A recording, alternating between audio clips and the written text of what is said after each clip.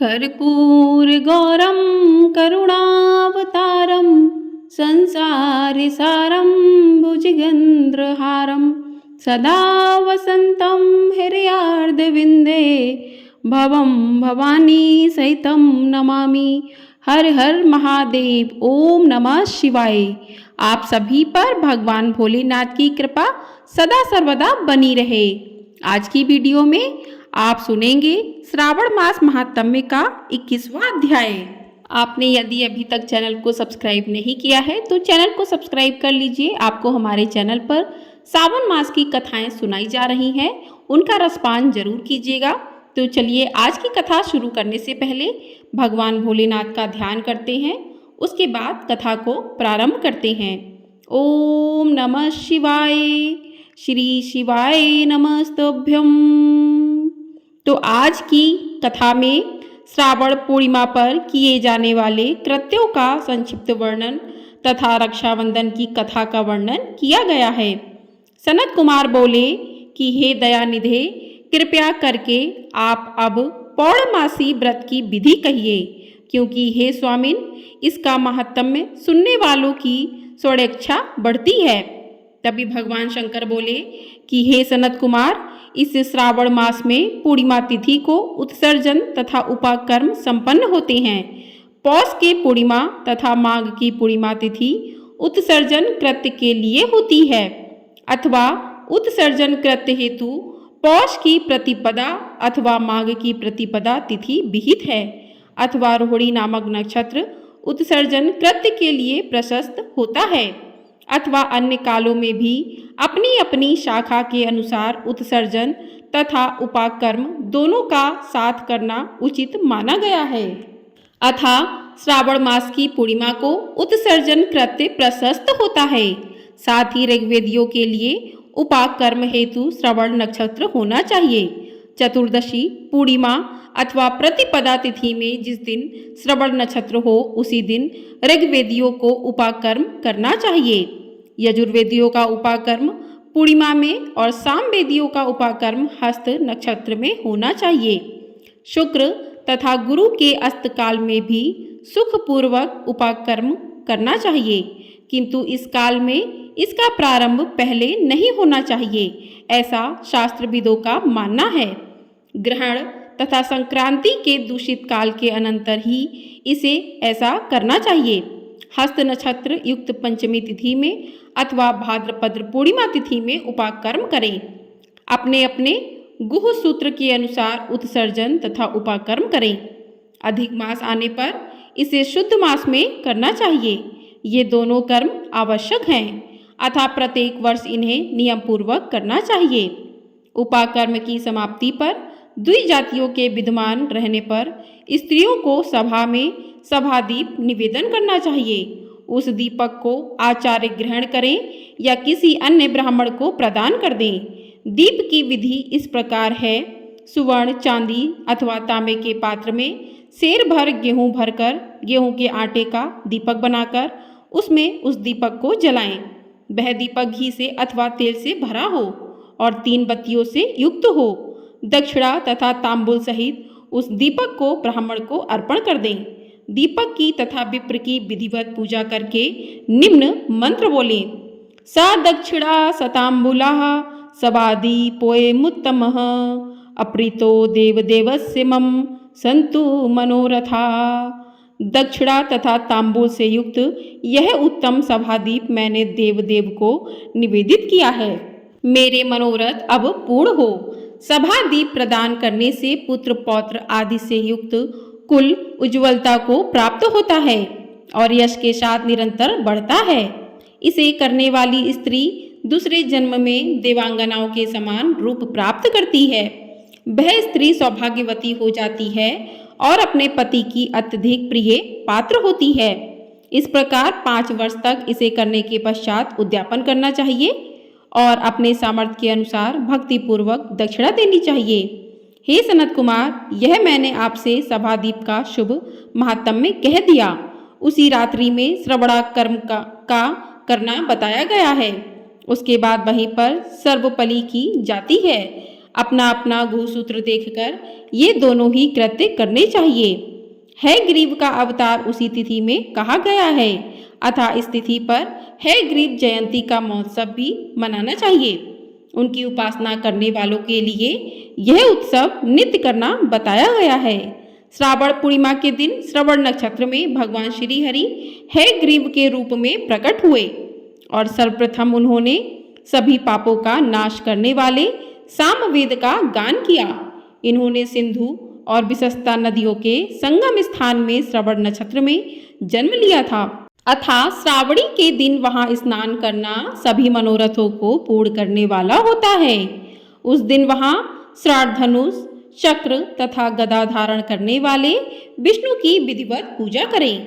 इसके बाद सामगान का श्रवण करें, ब्राह्मणों की हर प्रकार से पूजा करें और अपने बंधु बांधवों के साथ वहां क्रीड़ा करें तथा भोजन करें।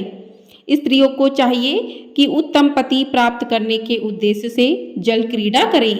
उस दिन अपने अपने देश में तथा घर में इस महोत्सव को मनाना चाहिए तथा हयग्रीव की पूजा करनी चाहिए और उनके मंत्र का जप करना चाहिए। यह मंत्र इस प्रकार से है: आदि में प्रणव तथा उसके बाद नमः शब्द लगाकर बाद में भगवते धर्माय जोड़कर उसके भी बाद आत्मविशोधन शब्द की चतुर्थी विभक्ति आत्मविशोधनाय लगानी चाहिए। पुनः अंत में नमः शब्द प्रयुक्त करने से 18 अक्षरों वाला ओम नमो भगवते धर्माय आत्मविशोधनाय नमः मंत्र बनता है। यह मंत्र सभी सिद्धियां प्रदान करने वाला और 6 प्रयोगों को सिद्ध करने वाला होता है। इस मंत्र का पुरस्क्षण 18 लाख तथा 18,000 जप का है। कलयुग में इसका पुरस्क्षण इससे भी 4 गुना जप से होना चाहिए। इस प्रकार करने पर हयग्रीव प्रसन्न होकर उत्तम वांछित फल प्रदान करते हैं। इसी पूर्णिमा के दिन रक्षाबंधन मनाया जाता है, जो सभी रोगों को दूर करने वाला तथा सभी अशुभों का नाश करने वाला होता है। हे मुनि श्रेष्ठ, इसी प्रसंग में एक प्राचीन इतिहास सुनिए। इंद्र की विजय प्राप्ति के लिए इंद्राणी ने जो किया था उसे मैं बता रहा हूँ। पूर्व काल में 12 वर्षों तक देवासुर संग्राम होता रहा। तब इंद्र को थका हुआ देखकर देवी इंद्राणी ने उस सुरेंद्र से कहा कि हे देव, आज चतुर्दशी का दिन है, प्रातः होने पर सब ठीक हो जाएगा। मैं रक्षाबंधन अनुष्ठान करूंगी, उससे आप अजय हो जाएंगे। और तब ऐसा कहकर इंद्राणी ने पूर्णमासी के दिन मंगल कार्य संपन्न करके इंद्र के दाहिने हाथ में आनंददायक रक्षा बांध दी। उसके बाद ब्राह्मणों के द्वारा स्वस्तन्य किए गए तथा रक्षाबंधन से युक्त इंद्र ने दानव सेना पर आक्रमण किया और क्षरबड़ में उसे जीत लिया। इस प्रकार विजयी होकर इंद्र तीनों लोकों में पुनः प्रतापवान हो गए।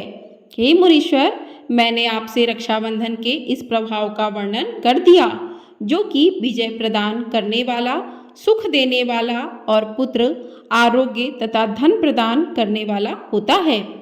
सनत कुमार बोले कि हे देव श्रेष्ठ, यह रक्षाबंधन किस विधि से, किस तिथि में तथा कब किया जाता है? हे देव, कृपया करके इसे बताएं। हे भगवान, जैसे जैसे आप अद्भुत बातें बताते जा रहे हैं, वैसे वैसे अनेक अर्थों से युक्त कथाओं को सुनते हुए मेरी तृप्ति नहीं हो रही है। तभी भगवान शंकर बोले कि बुद्धिमान मनुष्य को चाहिए कि श्रावण का महीना आने पर पूर्णिमा तिथि को सूर्योदय के समय श्रुति स्मृति के विधान से स्नान करें। इसके बाद संध्या जप आदि करके देवताओं, ऋषियों तथा पितरों का तर्पण करने के बाद सुवर्णमय पात्र में बनाई गई, सुवर्ण सूत्रों से बंधी हुई, मुक्ता आदि से विभूषित, विचित्र तथा स्वच्छ रेशमी तंतुओं से निर्मित, विचित्र ग्रंथियों से सुशोभित, पदगुच्छों से अलंकृत और सर्पस तथा अक्षतों से गर्भित एक अत्यंत मनोहर रक्षा अथवा राखी बनाएं। इसके बाद कलश स्थापना करके उसके ऊपर पूर्ण पात्र रखें और पुनः उस पर रक्षा को स्थापित कर दें। उसके बाद रम्य आसन पर बैठकर सहज सज्जनों के साथ वीरांगनाओं के नृत्यगान आदि क्रीड़ा मंगल कृत्य में संलग्न रहें। इसके बाद यह मंत्र पढ़कर पुरोहित रक्षाबंधन करें। येन बंधो बलिराजा दानवेंद्रो महाबला तेन त्वामनु वंदनामि रक्षे माँ चल माँ चल। जिस बंधन से महान बल से संपन्न दानवों के पति राजा बलि बांधे गए थे उसी से मैं आपको बांधता हूँ। हे रक्षे चलायमान मत हो। ब्राह्मणों, क्षत्रियों, वैश्यों, शूद्रों तथा अन्य मनुष्यों को चाहिए कि यत्नपूर्वक ब्राह्मणों की पूजा करके रक्षाबंधन करें। जो इस विधि से रक्षाबंधन करता है वह सभी दोषों से रहित होकर वर्ष पर्यंत सुखी रहता है।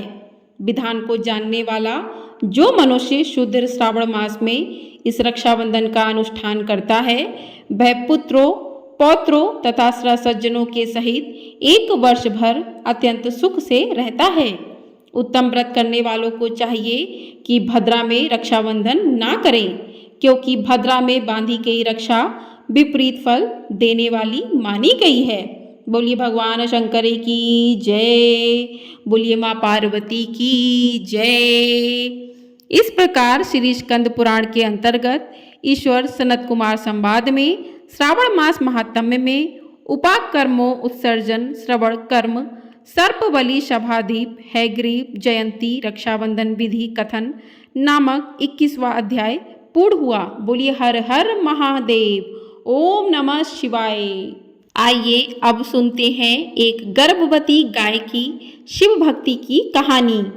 एक गांव में एक माई, बूढ़ी माई रहती थी। उन बूढ़ी माई के पास एक बहुत ही सुंदर सी गाय थी जिससे वे बहुत प्रेम करती थी। वह गर्भवती थी। एक दिन बूढ़ी माँ अपनी गाय को चारा डालते हुए कह रही थी, ये ले हरी हरी घास खा, तू गर्भवती है, पेट भरकर खाएगी तो तेरा बच्चा स्वस्थ पैदा होगा। मुझ बुढ़िया का एक तू ही तो सहारा है। गाय ने भी मन ही मन सोचा, और मेरा सहारा तुम हो, मेरा कितना ख्याल रखती हो। मेरी बूढ़ी माँ अपनी गाय को अपनी बेटी जैसा प्यार करती हैं, और उधर गाय भी बूढ़ी माँ को अपनी माँ जैसा ही समझती है। दोनों का रिश्ता माँ बेटी के जैसा ही है। मगर यह रिश्ता ज़्यादा दिनों तक ना रह सका। एक दिन अचानक ही बूढ़ी माँ चल बसी और गाय अनाथ हो गई। गाय बूढ़ी माँ की चिंता के पास खड़ी हो गई और सोचने लगी कि माँ, तुम तो मुझे अनाथ करके चली गई, अब पता नहीं मुझे कहाँ कहाँ भटकना पड़ेगा। यह सोचकर गाय वहाँ से चल देती है। बूढ़ी माँ धार्मिक विचारों की और उनके साथ रहने के कारण गाय में भी गहरी धार्मिक आस्था पैदा हो गई थी। भगवान शिव के सच्चे मन से भक्ति करती थी, इसलिए वह रमाते हुए शिवलिंग के पास जाकर खड़ी हो जाती है और कहती है, हे महादेव, मेरी बूढ़ी माँ को बैकुंठ में जगह देना, साथ ही मेरी और मेरे होने वाली बच्चे की रक्षा करना भोलेनाथ। उस दिन के बाद गाय गांव के पास जंगल में भटकने लगती है। वह भूख लगने पर हरी हरी घास चरती है और फिर जंगल में पुराने शिवलिंग के पास आकर आराम करती है। सोते जागते, उठते बैठते बस वह भगवान शिव का नाम ही जानती रहती है, जपती रहती है। एक दिन गाय को जोर से भूख लग जाती है तो वह सोचती है, आज तो बहुत भूख लगी है और नदी के पास की कोमल कोमल घास खाने का मन है, आज इधर ही जाते हैं। ऐसा सोचकर गाय को कोमल घास की चाह में नदी की तरफ चल पड़ती है। उसी समय एक कसाई जंगल में किसी जानवर का शिकार करने के लिए घूम रहा था। कसाई जब गाय को देखता है उसके मन में लालच आ जाता है और वह मन में सोचता है कि यह गाय तो बड़ी ही हष्ट-पुष्ट है और गर्भवती भी लगती है, क्यों मैं इसे अपने घर ले चलूं और ये दूध देगी, तब तक इसका दूध पी लूँगा और जब दूध देना बंद कर देगी तो इसे काट दूंगा और किसी को पता भी नहीं चलने दूंगा। यही सोचकर वह कसाई गाय को रस्सी से बांधकर घर ले आता। गाय रंभाने लगती है। कसाई उसके आगे घास डालकर उसके पेट पर हाथ फेरते हुए कहता है, अरे मैं एक कसाई हूँ, जानवरों को मारकर उनका मांसपेशियों और खाना मेरा पेशा है, पर याद रख, तू जब तक मुझे दूध देती रहेगी मैं तुझे नहीं मारूंगा। तो कसाई की यह बात सुनकर गाय बहुत घबरा जाती है, मगर फिर मन को तसल्ली देते हुए खुद से कहती है, अरे भले ही आदमी कसाई है, मगर फिर भी जब तक मैं इसे दूध देती रहूंगी यह मुझे नहीं मारेगा। इसलिए मैं इसकी बात पर भरोसा कर लेती हूँ। यही सोचकर गाय शांत भाव से कसाई के घर में रहने लगती है। कसाई गाय की खूब सेवा करता है और उसे पौष्टिक आहार देता है। इस कारण कुछ ही दिनों में गाय की सेहत और भी अच्छी हो जाती है। यह देख गाय खुश होती है और मन ही मन सोचती है, यह कसाई तो मेरा बहुत ख्याल रखता है। जब मेरा बच्चा जन्म लेगा और मेरे थन में दूध उतरेगा, तब मैं इस कसाई को दोनों वक्त बाल्टी भर भर कर दूध दूंगी। मगर कसाई एक कसाई ही था और इसी कारण उसे हर जानवर में बस मांस ही दिखता था। वह अपने घर कोई जानवर पालता भी था तो उसे काटने के लिए ही पालता था।